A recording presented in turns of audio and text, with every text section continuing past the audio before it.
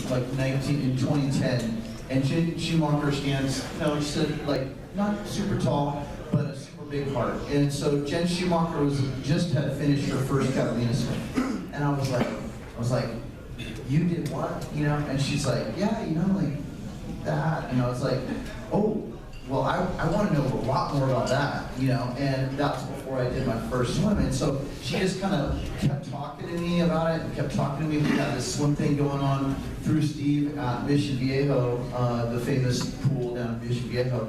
And we were down there all day together, and I was just picking her brain. And by the end of our conversations and stuff, I'm like, well, when do I start training, And she goes, well, funny thing, my mom's going out in the kayak with me next week, and we're going to do a 10-miler. So I'm like, sign me up, I want to do the 10-miler, So we went out in Cote d'Ivoire, swam nice. It was kind of a choppy day, kind of a colder day, but somehow like my body liked it and I felt really good. And I just went out and swam 10 miles. And by the end of swimming that 10 miles, I'm like, I think I can do this. I just swam half the distance, and it went really well. And I was keeping up with Jen, it was just great. So then I started swimming those channels. I started swimming that channel, and I live right here in LB, as Shark said, and it really spoke to me because in the early '80s we got to speak with Penny Lee Dean. Does anybody know who Penny Lee Dean is? Penny Lee Dean, Lucy. Who is Penny Lee Dean, Lucy? She was my roommate for a summer while she was training next to the Queen Mary. Right. And she's got English Channel, Catalina, everything. She's a legendary open water swimmer from the back of the day. In fact, Penny Lee Dean has the fastest time ever crossing the channel, and she went from, the fastest time ever is actually from here to there, which is kind of counterintuitive because you might be thinking like, don't the waves come in this way, and aren't you swimming against the waves? But every so often, you can really score a great current going right out that way. And so the best time ever is a very quick 7 hours and 15 minutes. So 7 hours and 15 minutes, that's all it took her to get over there. It's like, how many of you have ever sailed to Catalina? Any sailors out there? Right? That takes a while, right? I mean, you might even be out there 6 hours on a sailboat. So anyway, she swam at a very fast rate and probably had a good little current behind her. It was I read up on that night. It was a very glassy, clean night. But anyway, Penny Lee Dean came and talked to Beach Swim Club, the club that I grew up with, the club that Steve grew up with. And so she told us those stories. And back in that time, when you're a little, kind of ears wide open 13-year-old, you're like, wow, really? Like, wow, right? And then, to blow her mind even more, she told us about the time that she went there and back. Can you imagine that? That's 40 miles in one go. So, and since that time, many swims have been done of that longitude. Not like dozens and dozens, but there's been like, I don't know, a lot of swims that have been done. Did anybody ever hear about recently? We just saw this at the Guinness World Record show the other night that was put on in Redondo. 76 miles. This gentleman swam 76 miles. So there's some big things out there in the open water, and it's kind of amazing. This guy was from Tunisia, and he kind of was big and round, and he was like, kind of looked like a sea, like a little bit of a sea otter. I mean, I'm just saying, that's what he looked like. His skin was really tan, and he was looking very hardy and very capable, and he handled business out there. Anyway, back to the situation. I wanted to, let's go to sharks. I know that's everyone's favorite thing. Everybody say sharks. What about that show, Sharknado? Can I hear Sharknado? Sharknado, that's where they like twirl around, hurricane sharks. So I know that's a big thing out there because people always ask me, what about sharks? Well, what about driving on the freeway? Let's see. I've seen sharks on a majority of the swims that I've done, and I have done 7, and that's why I got the Guinness Book recently, or was inducted. Can I hear woo woo?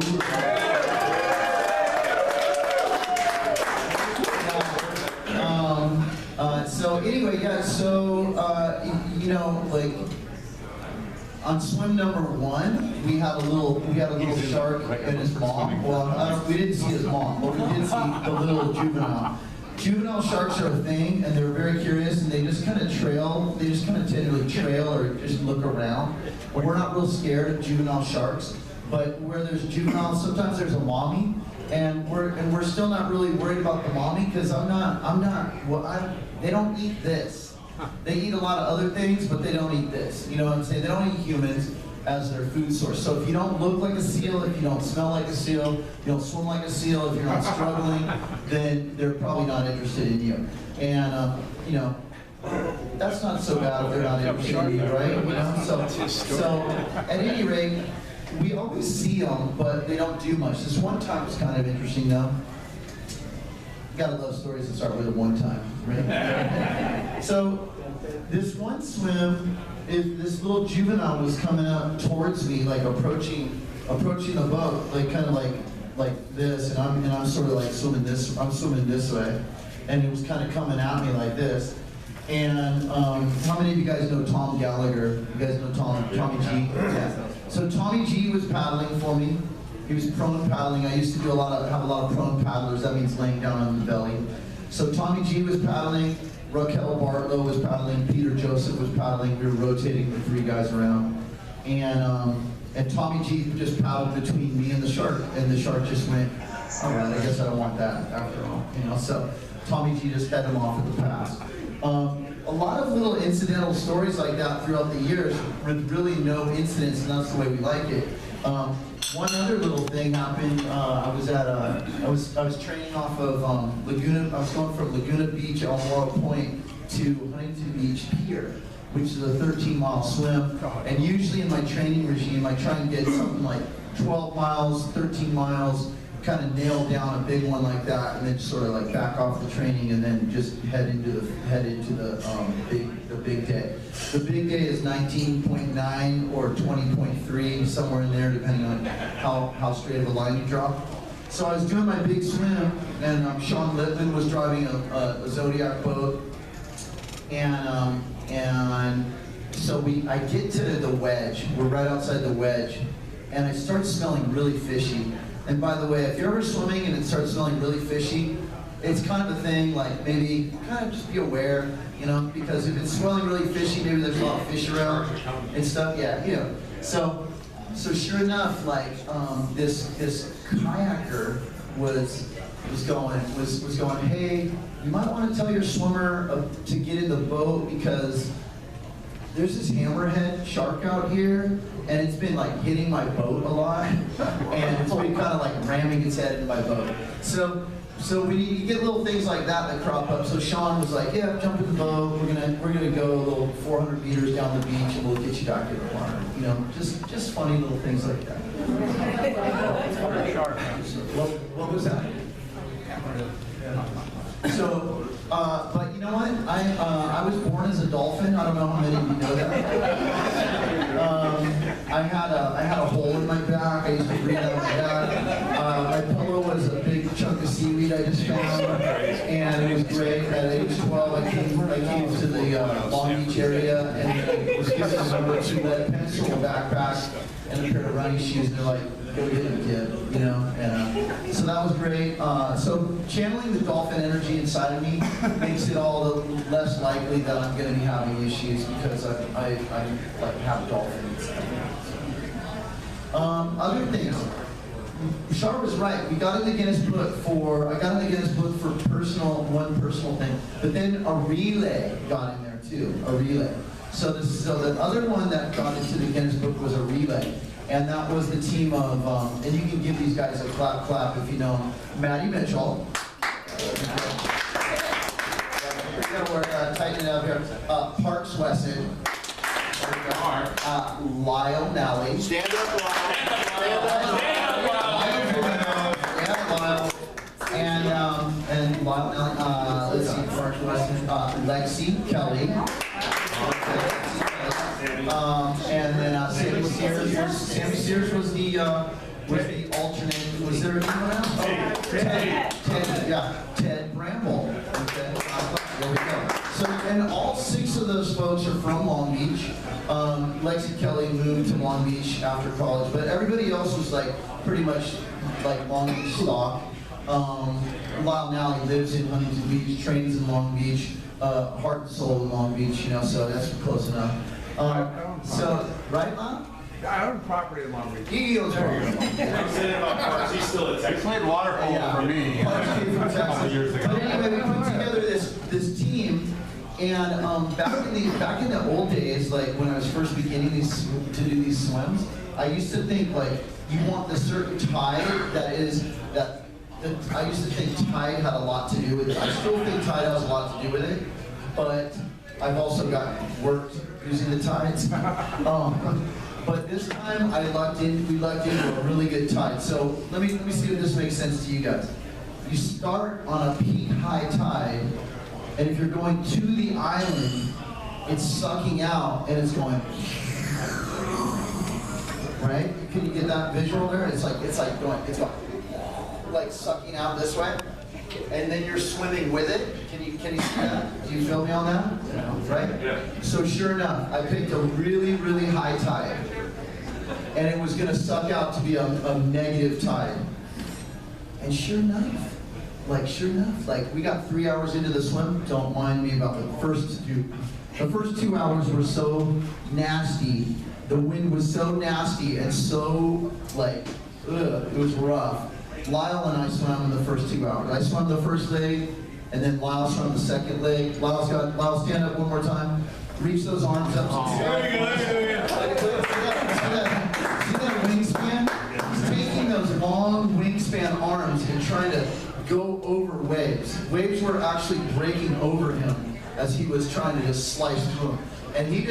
And I really watched his effort, because sometimes when it's really super choppy, it's hard to get that dig. And sure enough, that's my 6'4" tall friend Lyle, just, you know, like that. By swimmer number 4, the ocean had laid down.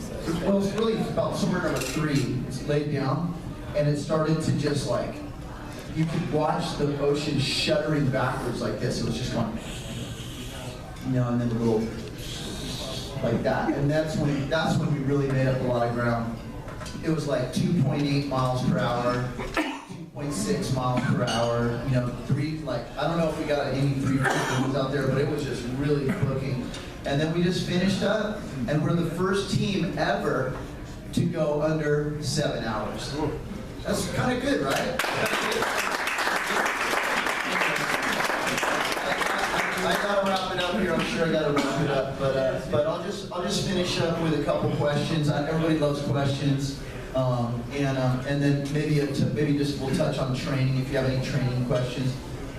This gentleman here, Kellen, would you mind standing up? Guys, Kellen is thinking about a solo crossing. He's thinking about. So no pressure. No pressure. Lots of pressure. This guy, lots of pressure. Questions. What's Yes. the date, Kellen? What do you wear when you swim? Right. So the Australians have a term called the budgie smuggler. I'm not sure what that is, but you've heard of the term marble bags? Marble bag? It's just a banana hammock. You're basically wearing a Speedo. That's pretty much what you're wearing. Yeah, you're wearing a Speedo. You're rubbing on lanolin, which lanolin is a wool, kind of a wool offshoot. It's sort of a lamb. It's a lamb oil, basically lanolin. Yeah. So Speedo, cap, goggles, and then lanolin and/or any kind of lubricant that you want. But there's absolutely nothing, no wetsuits at all. Question. I have a question. One to you. Actually, one to Lyle. Yes, Lyle.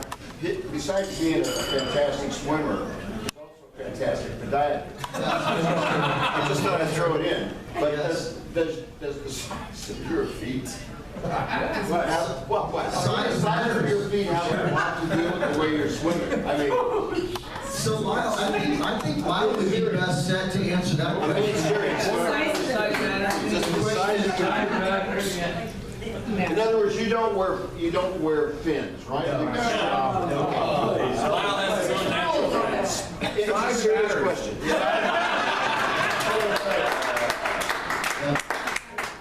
And by the way, it's not only that you want to have like big feet are great, but you also want to have flexible ankles. You know, flexible ankles. Yes. Okay, so when you're looking at the kayak or the paddler or whatever, where is the kayak or paddler in relation to you to keep you on the path that you want to be on? Correct. Good question.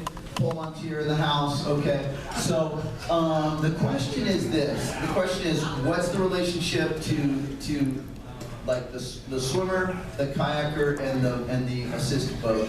In the old days, I used to swim right next to the assist boat, and I thought that was like kind of a good thing, and it worked out pretty well. That's how we set a record. I also went 8:07 a couple times right off the boat. But what I come to figure out is this, is that unless your boat driver is just meticulous and perfect, and my brother, I mean, like, bless his heart, he was, like, he's all that. Like, the line that he draws, and we looked at it afterwards, GPS, my brother draws a really straight line with his boat. But most boats have a hard time going slow. Most boats want to go about over 2.5 miles an hour. So what we came up with is instead to have a kayak navigator. And so what that means is the kayak has a few gauges on board. That could be a compass, it could be an iPhone, it could be GPS, you know, and like that, a variety of coordinates, as well as looking at the lighthouse. And so then the kayaker has been my main source of navigation for the last 4 swims, and that's been Sean Whitman handling that, a lot of that. So does that answer your question? Yep. Yeah. And then the big boat is back there somewhere. Two questions. Number one, much similar to like a long distance runner or a marathon runner. And do you hit a wall at some point in time? And number two, what is it that you do to overcome that if you do, if in fact that For sure. And I'm so glad you asked that, because you know, part of this whole thing is motivating others, and like let's get people pumped. I love to see Long Beach just have so many swimmers swimming that channel year after year. And in answer to your question, everybody pretty much hits a wall at some point. So, you know, at some point.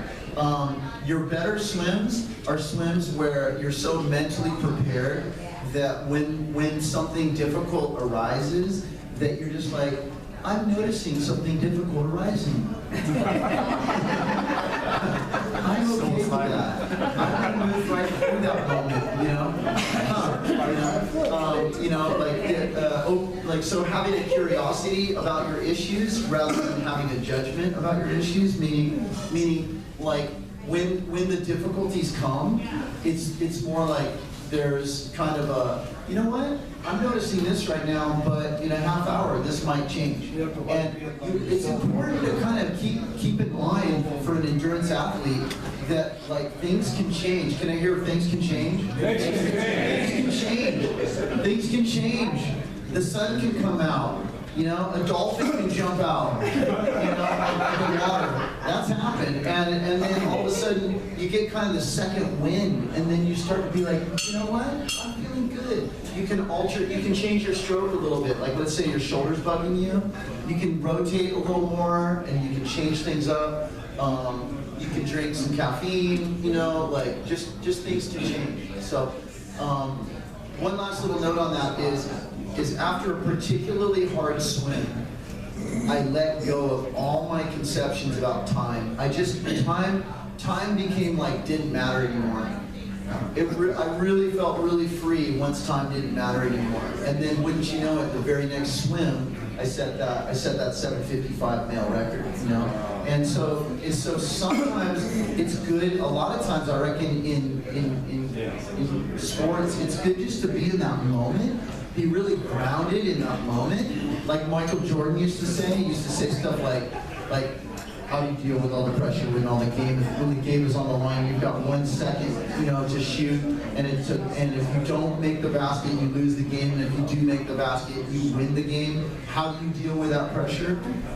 He goes like this. He just goes, you know, I plant my feet, I get the ball, I lift my arm up, just how I've done for so many times in practice, I take a good look at the rim, and I take that